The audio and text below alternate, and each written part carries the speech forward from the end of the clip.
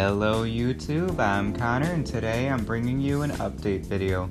This week I received my 3TB hard drive from Amazon and I installed it into my computer, as you saw in the intro. This drive will be used to store all of my YouTube files as well as macOS. Yes, you heard me right, macOS. I have had a Hackintosh set up on my PC for a while now so that I could use iMovie to edit videos for free.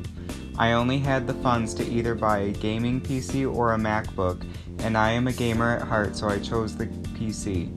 But what's nice about a PC is that I can install and use macOS Sierra, while a MacBook can't even be called a gaming device.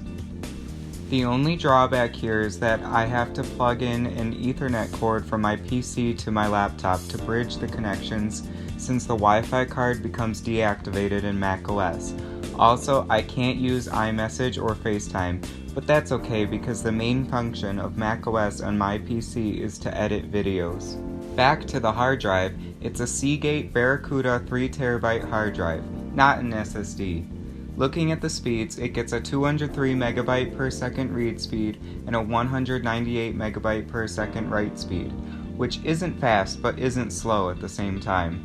The main function of this drive is mass storage, so it can store all of my footage for YouTube.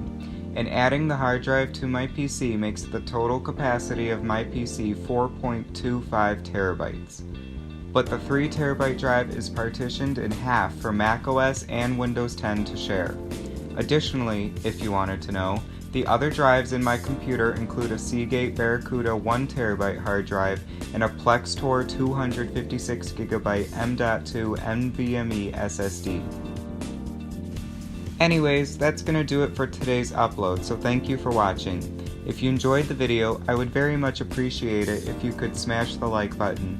And if you want to see more content like this, as well as other content such as gaming videos, feel free to subscribe to my channel.